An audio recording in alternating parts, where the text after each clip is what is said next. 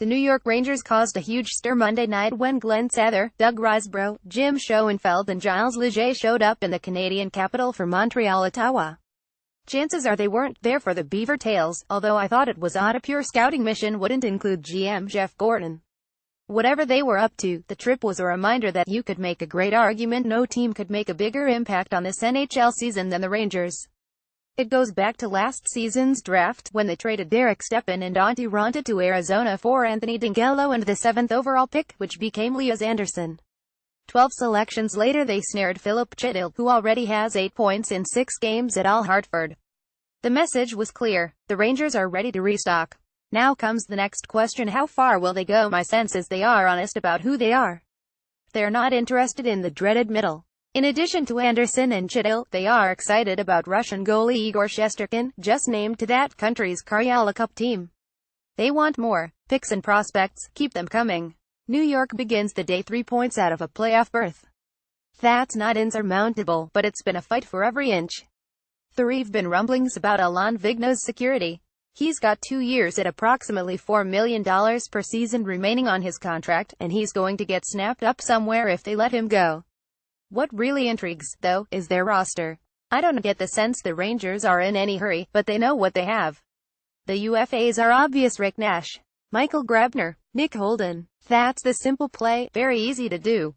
But will that be it? I can't see them moving a Pavel Buchnevich, a Brady Skjei or a Mika Zibanejad. But what I do see is the Rangers testing other possibilities. Not necessarily offering certain players, but checking their value. Name one contender who wouldn't love a Ryan McDonough or a Matt Zuccarello. Both have 1 year remaining on their contracts. Chris Kreider has 2. JT Miller is a restricted free agent, but I could see contenders liking his versatility, since he can play everywhere up front. I can't see them trading everybody, and it's possible none of them go. But they will look, and they have a lot of options. So, it comes down to 2 questions: how much self-surgery do they want to do, and when do they want to do it? Several teams will be waiting for those answers. 31 Thoughts 1. Also sending rumor chasers into a tizzy this week: Ottawa GM Pierre Dorion. He saw Vegas twice, Monday in Brooklyn, Tuesday in Manhattan. Probably won't be as much fanfare Wednesday, when he goes to Belleville for his all-teams home opener. 2. One team that could be affected by New York's decisions is Edmonton. GM Peter Chiarelli went to All Bakersfield last weekend, where he saw Jesse Puljujarvi take 14 shots and get 1 assist in a pair of losses to Stockton. He's got 3 assists in 7 games. You can argue about whether or not Puljujarvi deserves a call-up, but the Oilers need an offensive jolt. The 2016 first-rounder is the easiest, least costly option. Remember, Leon Draisaitl wasn't exactly the king of Kern County when recalled in 2015, but he took off at the NHL level when the Oilers took a chance. Chiarelli's got a lot of balls in the air, but you don't see a ton of trades this early in the season. Chris Johnston reported this week that Jussi Jokinen is available, and Mark Spector followed with at least one club having interest in Matt Benning. There are likely other discussions going on, too. You heard Montreal's Mark Bergevin say he told his team the solution has to come from within. Edmonton's probably in the same spot. Live stream over 300 marquee regular season games, regional matchups for the Edmonton Oilers, Calgary Flames, Vancouver Canucks and Toronto Maple Leafs, and the entire 2018 Stanley Cup playoffs. 3. One other thing about Puljujarvi: he might also be Chiarelli's most enticing trade chip. That's a big decision, and, unless the Oilers are absolutely convinced it won't work for Puljujarvi in Edmonton, you've got to think the player gets another NHL shot first. 4. Don't forget that, as of today, November 1st, waiver priority is based on points percentage for this season. Through October 31st, it was the 201,617 standings. 5. Vadim Shepakiev has told Vegas he wants his contract terminated so he can go back to Russia, and things will probably head in that direction. A couple of things have to be cleared up. If he does go back, Shepakiev must repay all but $86,000 of his $2 million signing bonus. It's expected he will do that, which has people assuming he already has a KHL job lined up. It will be interesting to see if the Golden Knights also ask for a guarantee that he does not sign with any other NHL club if his current contract is terminated.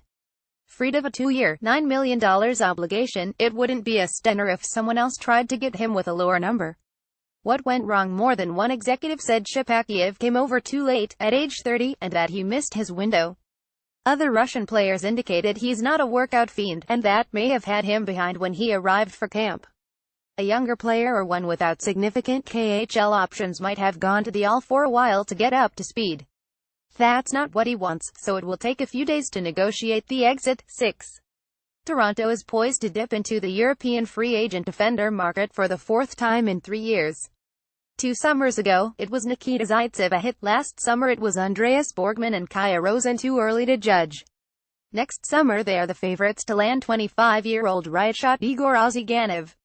The wild thing about it is they already have 10 defensemen between their NHL and all rosters under contract for next year, with 4 more restricted free agents. But GM Lou Lamoriello and coach Mike Babcock went to visit Ozhiganov face-to-face, and he was impressed. Other clubs are going to try to recruit him, but they are not optimistic. 7. It sounds like Montreal is going to make a push into European free agency, too. Not sure about specific names, but they are looking around. 8. Finally, from overseas, it is possible Alexander Kokhlichev makes a return to Boston next season.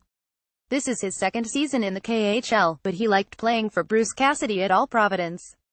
May happen. 9. One situation to keep an eye on: Florida and Alex Petrovic. Injuries limited him to 49 games last season, but when he dressed he played 18:09 per night. Under new coach Bob Bowner, Petrovic's usage is down. He's had 3 healthy scratches. The third one came Monday against Tampa Bay after Petrovic was benched for the third period of last Saturday's overtime loss to Detroit. He's also gone from 118 per night on the penalty kill to under 30 seconds. These things can change, but defensemen are hard to find and other teams will be watching. Petrovic has 1 more year until unrestricted free agency. 10.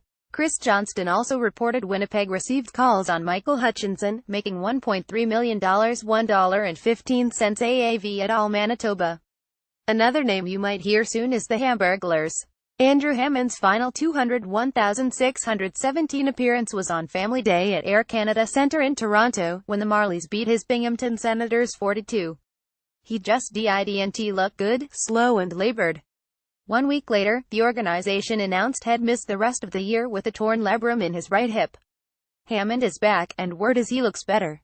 All Belleville's been outshot when he's started, and his .929 save percentage is behind only Thatcher Demko and Garrett Sparks among those who've appeared 4 times. He's at $1.35 million, both AAV and cash. Last year of his contract. Don't think the cost would be high, and it would be nice to see him get another shot. Maybe he's got another ridiculous run in him. 11. With back-to-back wins over Florida and Arizona, Detroit ended a 6-game losing streak and remains in the thick of the playoff race. I mentioned during last Saturday's show about the possibility of Dave Tippett going to Detroit, and I stress if the Red Wings wanted to make a change, but I believe in that possibility less now. Detroit did some due diligence on Tippett. That's not to say it was imminent, but simply collecting information. They asked enough people that it got around. Now that Andreas Athanasius back, coach Jeff Blashill's got his best group and they are in the mix, having played most of their games on the road with a big trip coming up. I like the Athanasiou, Dylan Larkin, Anthony Mantha line. 12. One coach not affiliated with either Montreal or New York had a suggestion for the Canadiens about Carey Price. He pointed back to last season, when the Rangers gave Antti Raanta 4 straight starts in December as Henrik Lundqvist struggled. In the media, you all wondered if Lundqvist was losing his job, he said. But he was getting his work done in practice. Sometimes, that's what you need. Lundqvist came back strong with a shutout when he got back in the net. The whole season was a battle for him, but he fought through and led the Rangers past Montreal in the playoffs. The other thing it does, he continued, is give the team something to look forward to. They see Price or Lundqvist working in practice and feel, he's really going to help us when gets back to his level. Montoya was in net as Montreal rampaged Ottawa, and the Canadiens don't play again until Thursday in Minnesota. 13. Another NHL coach on the Penguins. They're going to be fine. Believe me, no one thinks they're on the decline. Does GM Jim Rutherford concur? Yes, of course, he replied from Edmonton, where Pittsburgh practiced before facing the Oilers. We haven't got to the level of our game. When you are the champion, everybody wants to beat you. There are no easy games. Is there anything that concerns him about what he's seen? It's too early to tell. If we were playing like this at the midway point, then I would have more concerns than I have right now. I was watching what the Cubs did this past season. Manager Joe Maddon said he didn't push Until the midway point he wasn't hard on them. For us, we've won 2 of them. There's the World Cup. It's a lot of hockey. It's natural for what we've gone through. The hunger will be there at the most important time. We're not concerned about the President's Trophy. 14. The Pittsburgh GM pointed out that all of the team's defeats except one last Saturday in Minnesota were on the rear end of back-to-backs, and the blowout in Winnipeg was their 4th game in 6 nights. A lot of the blame was thrown on Niemi, who was waived and claimed by Florida. I feel bad for him, Rutherford said. I'm not pointing the finger. We gave up some goals that you could point at the goaltender. But the same goalie made 5 or 6 saves that should have been goals.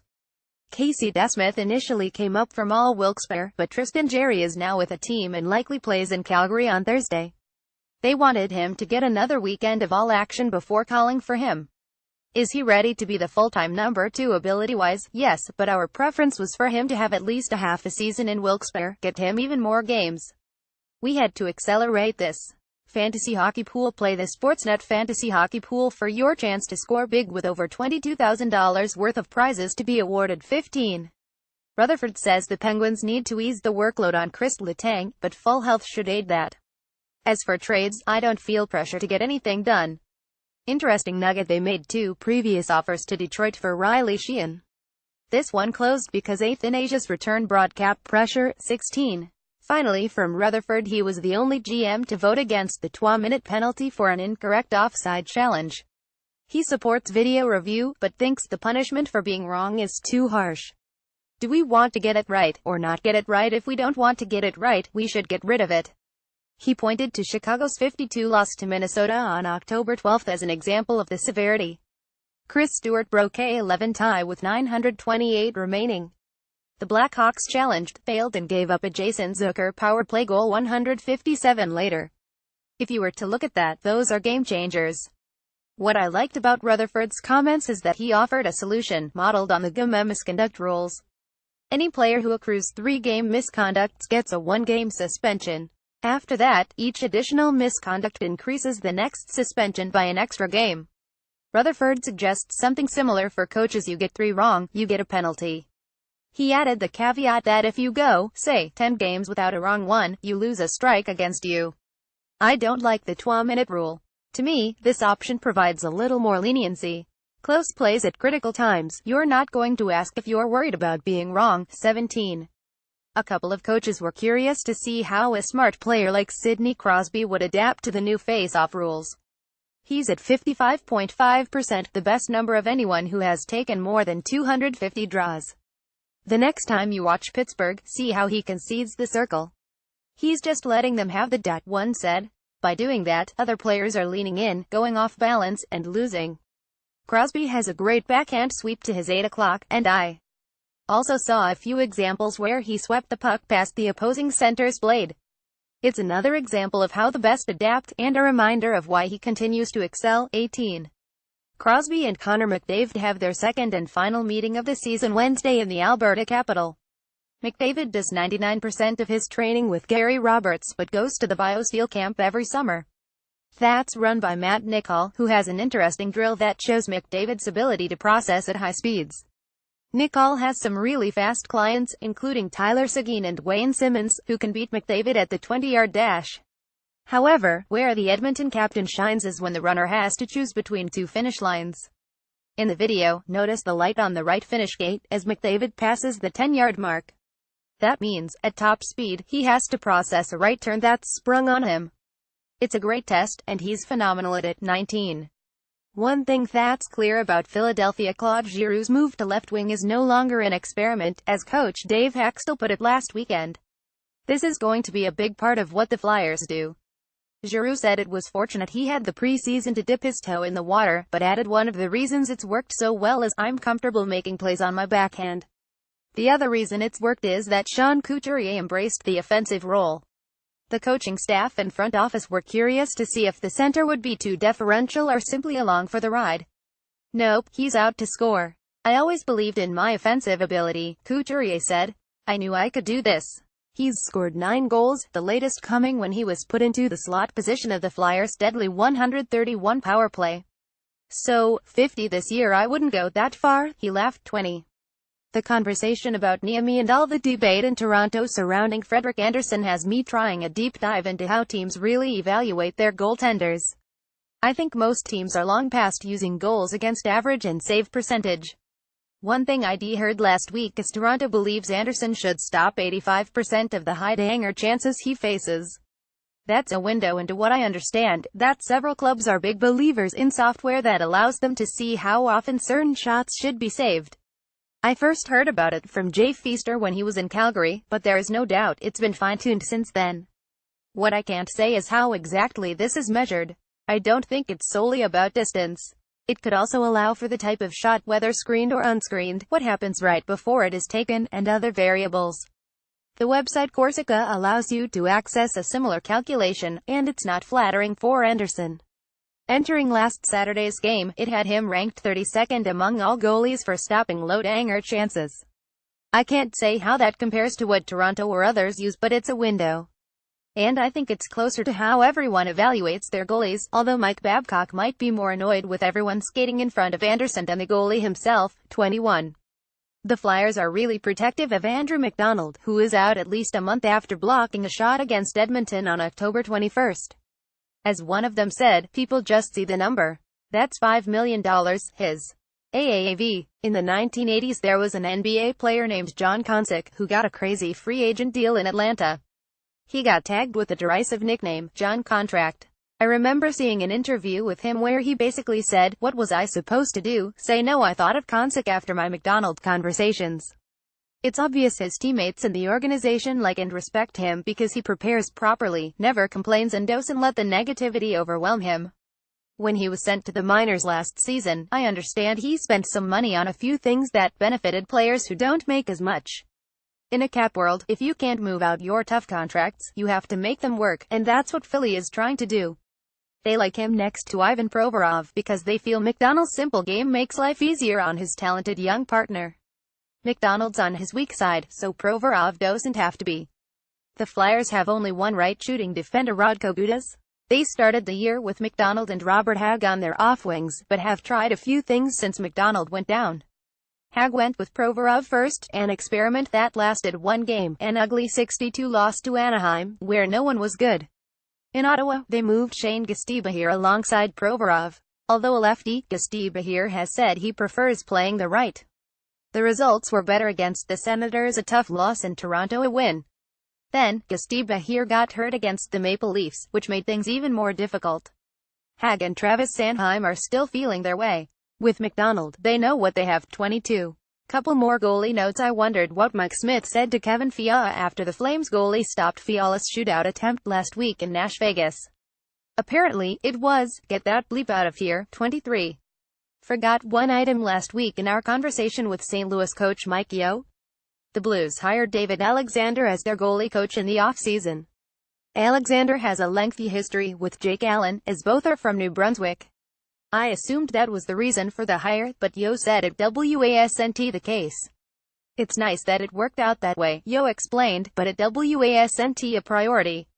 We wanted our new goalie coach to work with Jake and Carter Hutton, but also with Martin Brodeur.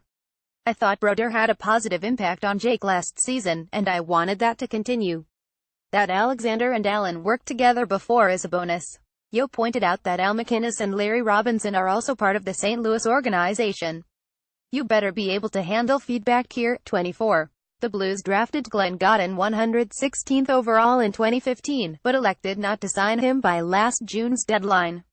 As an overager, he's getting some attention, off to a great start with WHL Swift Current, 30 points in his first 13 games playing with two 2017 NHL draftees, Alexi Haponiemi 40th by Florida, and Tyler Steenbergen 128th by Arizona.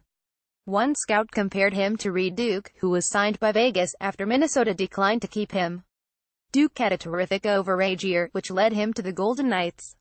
I'm curious about Gottin, because the Blues don't miss too often. 25. No doubt many of you saw Ryan Kesler dressed as Big Bird for Anaheim's Halloween practice. The rest of the story: there was supposed to be a whole busload of costumed characters. But something got crossed up, and all the costumes didn't arrive.